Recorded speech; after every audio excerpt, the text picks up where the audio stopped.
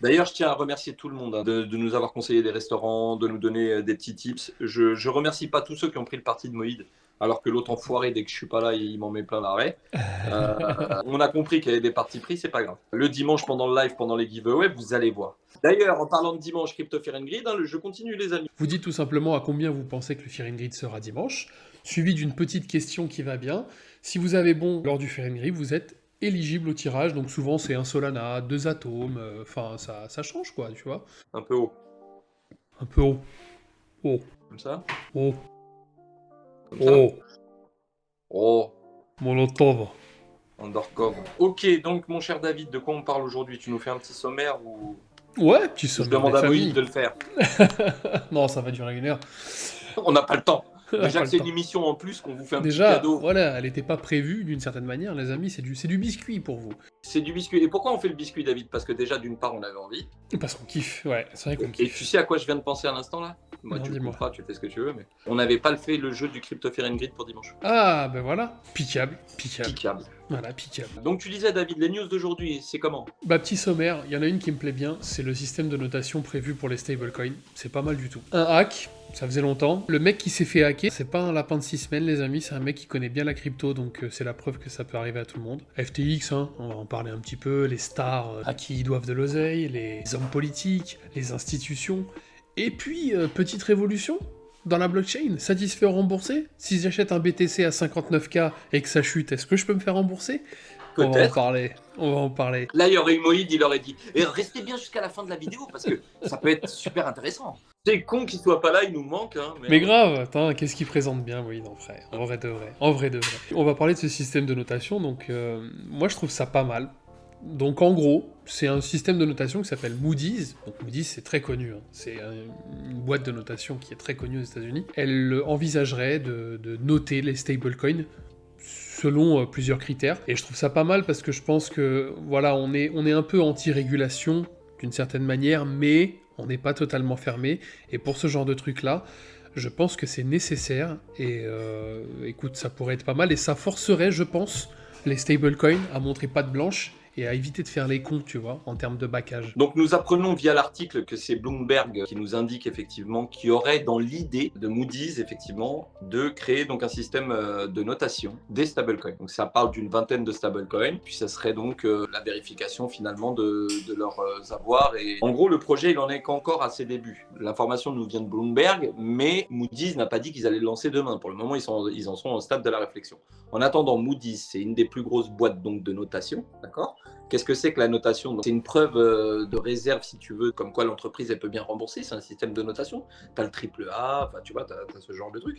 C'est dans la finance traditionnelle, c'est dans les banques traditionnelles, ce genre de choses. Okay, donc, cette société-là, qui est avec Standard Poor's, donc je vous dis les plus grosses qui existent, ont dans l'idée, effectivement, de créer quelque chose donc, pour émettre une notation sur une vingtaine de stablecoins. Ça permettrait de mettre en évidence les garanties qu'offrent les stablecoins et donc de s'assurer, si tu veux, avant d'en sélectionner un, de la notation qu'il a pu avoir, quoi. Ouais, moi, mon âme candide est contente quand elle lit ça. Maintenant, je repense à un film, je viens d'avoir un flash d'un film que tu as sans doute dû voir aussi, qui s'appelle The Big Short, et que tu vois dans ce film tous les bisbis qu'il y a entre les agences de notation et tous les institutionnels, tu vois.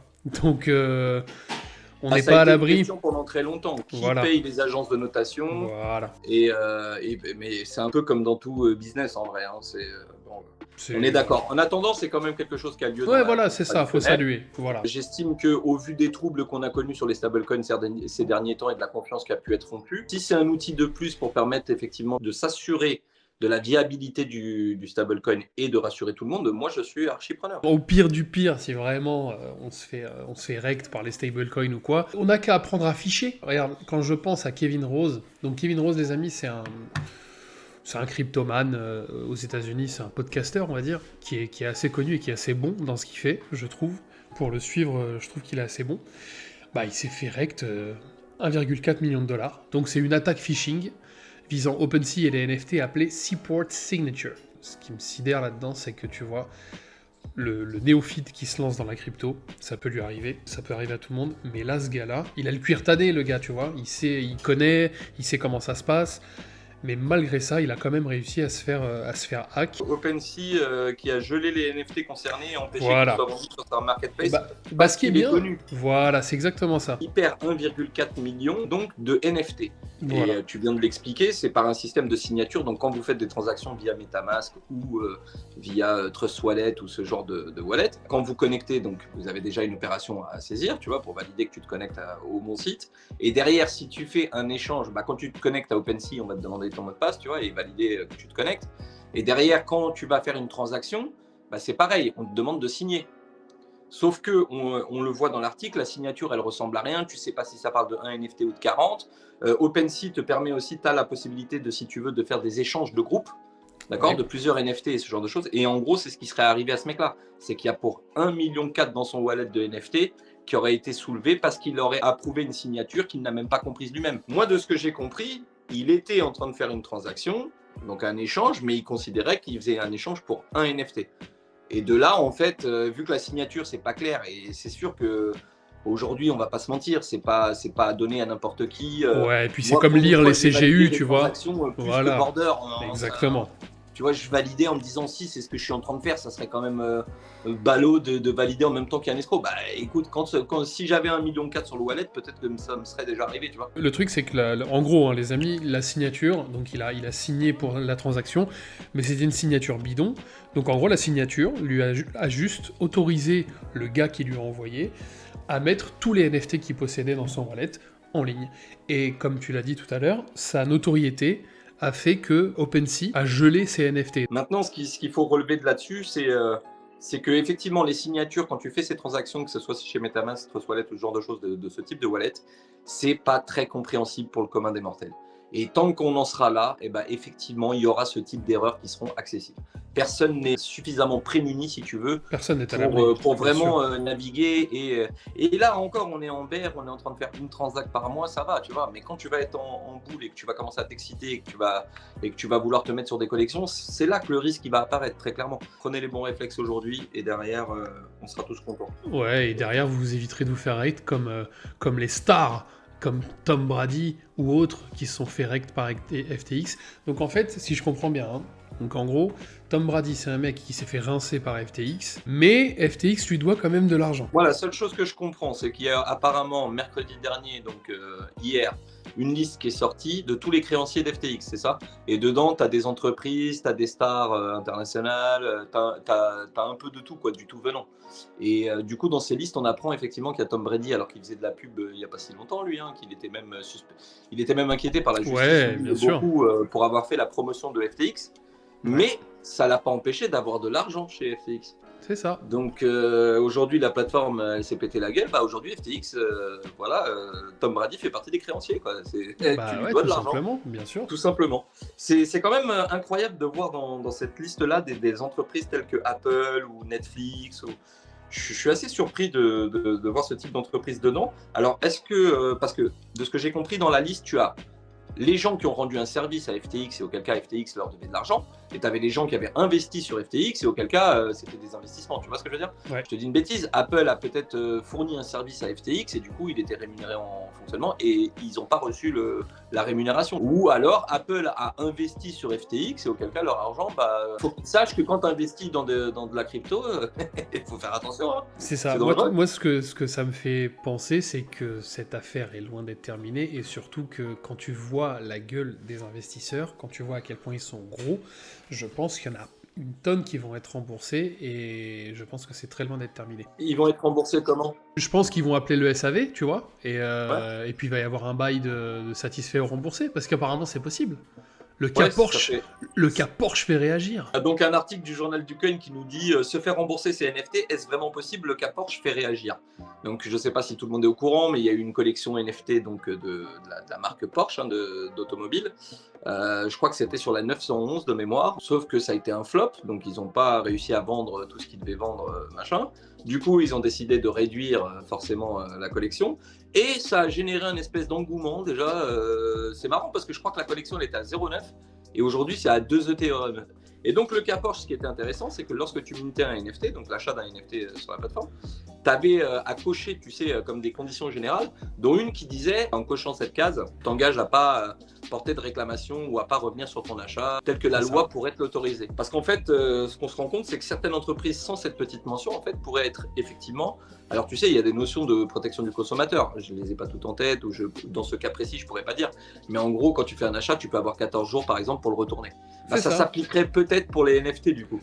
Donc, si tu n'as pas coché et que tu as acheté une collection NFT il y a moins de 14 jours et que tu n'aurais pas coché cette case-là, quelque part, tu serais peut-être sur une action en justice, je suppose. Il y a une petite analogie qui peut être faite quand vous achetez un jeu maintenant sur PlayStation Network, Xbox ou autre. Vous avez cette case-là. C'est-à-dire qu'à partir du moment où vous le téléchargez, si vous n'êtes pas content, c'est pareil. Mais effectivement, il y a peut-être certaines collections d'NFT qui ne proposent pas cette case-là. Et cette case, en gros, c'est une case qui leur permet à eux d'être dédouanés totalement s'il y a un souci. Donc, à vérifier, tu vois, à vérifier. Maintenant, bon, je pense que Porsche, etc., au niveau juridique, je pense que c'est assez costaud, tu vois. Donc, la preuve, c'est qu'ils l'ont mis l'onglet à cocher. Voilà, exactement. Donc, du coup, c'est une news un petit peu marrante, mais je pense sincèrement que même si vous avez moyen d'avoir gain de cause, ce serait tellement long que vous risquerez d'être découragé très vite. Après, voilà, s'il y a une action qui est, tu sais, globale, qui est collective, bien sûr. Qui est collective, bon, bah pourquoi pas en soi. Mais voilà, il faudrait que ce soit dans les 14 jours. Enfin, tu vois, c'est la loi par rapport à un achat à distance, quoi. Il y avait la même chose avec les achats internet quelque part. Oui, c'est ça. Là, vu que c'est pas physique, il y a une espèce de vis de forme, tu vois, qui fait que... Mais c'est marrant de retrouver ça, qu'une loi de tous les jours soit retransmise dans le monde NFT. On va y venir. On va y venir, et on va venir au prix aussi, les amis. Hier, on s'est quitté sur du rouge, et aujourd'hui, on est sur du vert, et ça fait plaisir, donc c'est pas non plus des plus que 40%. On va passer tout de suite au Fear and Greed. Ok. Alors, du coup, Crypto Fear and Greed, pour le restaurant de Moïd. D'ailleurs, je tiens à remercier tout le monde de nous avoir conseillé des restaurants, de nous donner des petits tips. Je remercie pas tous ceux qui ont pris le parti de Moïd, alors que l'autre enfoiré, dès que je suis pas là, il m'en met plein l'arrêt. On a compris qu'il y avait des partis pris, c'est pas grave. Le dimanche, pendant le live, pendant les giveaways, vous allez voir. D'ailleurs, en parlant de dimanche, Crypto Fear and Greed, le jeu continue, les amis. Vous dites tout simplement à combien vous pensez que le Fear and Greed sera dimanche, suivi d'une petite question qui va bien. Si vous avez bon lors du Fear and Greed, vous êtes éligible au tirage, donc souvent c'est un Solana, 2 atomes, enfin ça change quoi, tu vois. Un petit DCA à l'œil, payé par le café du coin. Ça coûte rien, c'est juste un commentaire, un like, n'hésitez pas à liker. Alors pour dimanche, on dit quoi mon cher David, puisqu'on s'est véritablement rétamé aujourd'hui? Ouais, alors pour dimanche, moi je dirais 52. Ouais, 52, ça me paraît pas mal, j'ai bien envie de faire dire, allez, 51. 51. Okay. Je suis curieux de savoir ce qu'en pense Moïse. Bah écoute, je regarde de suite. Vous m'avez envoyé au casse-pipe. Vous vous êtes bien foutu de ma gueule. Mais il écrit comme tu parles ou... Je pense qu'il écrit avec autre chose que sa main, je pense. Peut-être avec le gant, tu vois. Du coup, j'essaie de déchiffrer. Donc, du coup, vous aurez rien de plus qu'un que gris. Ok. Ok, Moïd. Non, mais c'est pas ce que je lui ai demandé à l'autre. Hein. C'est pas quand il a perdu qu'il faut qu'il me dise. Je pense qu'on va discuter, Moïd. On attend que tu reviennes. On a hâte. À dimanche, Moïd. Donc, j'estime que ça fait partie quand même d'une bonne nouvelle, même si c'en est aujourd'hui qu'au stade de projet. Et si t'en as rien à foutre, tu me le dis. Auquel cas, on passe à la news suivante. Et puis, tu mettras ça dans le bêtisier si tu veux, pauvre con.